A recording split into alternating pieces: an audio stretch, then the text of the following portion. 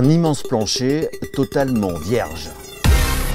Voilà comment démarre la construction de la bête de course lancée par le baron Benjamin de Rothschild.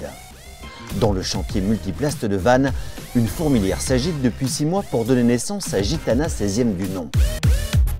En 12 500 heures de travail, les orfèvres du carbone ont construit les moules de carène et de pont, achevé le minutieux processus de drapage et donné vie à la future coque du bateau.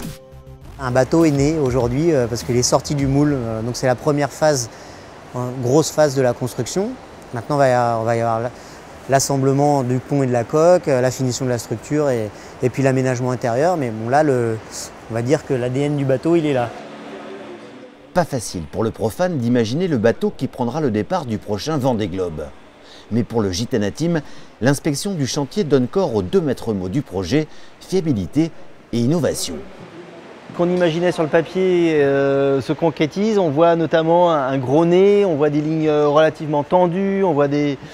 Enfin bref, on ne va pas non plus tout dévoiler, mais il y a pas mal de choses qui du coup sautent aux yeux. Et puis à côté de ça, on regarde aussi la qualité de la fabrication. Et ça, c'est essentiel. Mais on a en tout cas pas mal de choses maintenant à faire avec tout ce qui est cloison, ballast, positionnement de l'accastillage, l'électronique. Enfin bon, il y a un monstre boulot pour qu'on puisse vraiment l'appeler bateau, quoi. Pour atteindre le nirvana du Vendée Globe, le Gitana Team a un peu moins de 2 ans devant lui. Avec la mise à l'eau prévue en juin, Sébastien Josse va caresser toujours plus près ses rêves de victoire.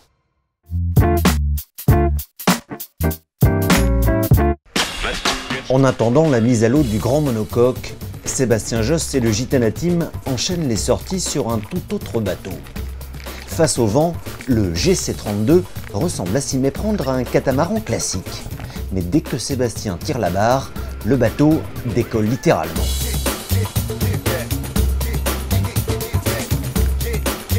Le principe technique, c'est des appendices, donc deux appendices à l'avant qui sont des appendices en L, plus à l'arrière des petits safrans hantés, un peu identiques à ceux qu'on avait utilisés sur Gitana 15 lors de la route du Rhum.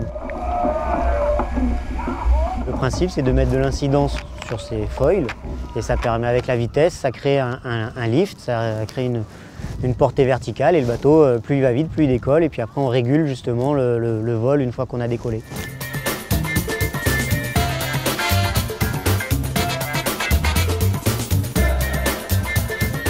C'est perturbant parce qu'au début on a l'impression d'avoir un savoir ou un feeling qu'on applique directement sur ce bateau-là en se disant c'est un bateau à voile avec 2 coques.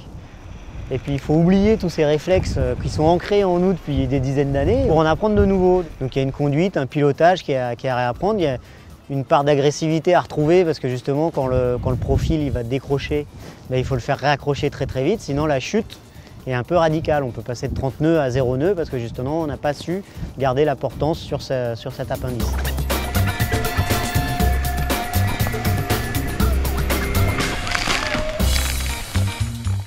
On enchaîne les navigations pour apprendre cette synchronisation et ce toucher de barre. Et puis pour pouvoir le transposer au futur Gitana 15 qui va être équipé des mêmes appendices que ce bateau-là. Donc la conduite qu'on va apprendre sur ce bateau-là va pouvoir être transposée sur Gitana 15. Le GC32 dépasse allègrement 30 nœuds. Avec ses nouveaux foils, on ose imaginer la vitesse du trimaran Edmond de Rothschild, bientôt prêt à prendre un virage radical et inédit dans l'histoire de la course au large.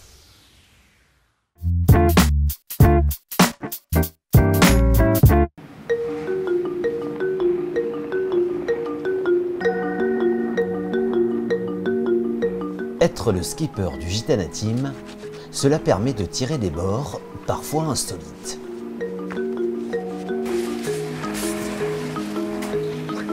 On n'arrive même pas à ouvrir les portes de la voiture. À Megève, le fief savoyard de la famille Rothschild, Sébastien Josse goûte à la rudesse du climat et au charme d'une activité un brin surréaliste. Très bien. Dans une bourrasque digne du Grand Sud, la Snow Golf Cup accueille des marins un peu en manque de repères. Première fois que je suis sur un green blanc, c'est un sport où il faut savoir se relâcher et donc ça demande beaucoup de concentration et c'est pas évident de reproduire des gestes à l'identique au fur et à mesure de l'après-midi. C'est d'être zen le mot-clé pour le golf. C'est d'être zen et puis de se dire que c'est jamais fini, un peu comme en bateau. C'est-à-dire que tant que la ligne n'est pas franchie, eh ben c'est pas franchi. À Megève, Sébastien s'offre un autre plaisir inédit. Troquer la veste de ciré pour celle de chef de cuisine. Le skipper est l'invité spécial de Julien Gatillon, chef étoilé du 1920, le restaurant du chalet du Mont d'Arbois, propriété du baron Benjamin de Rothschild.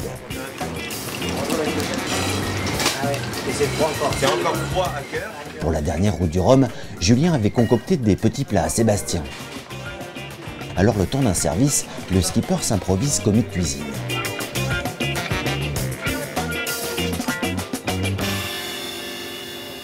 Ça nous rapproche parce que c'est vrai que malgré tout, la cuisine, ça paraît pas... Les gens se rendent pas forcément compte, mais il y a beaucoup de choses, c'est très très précis.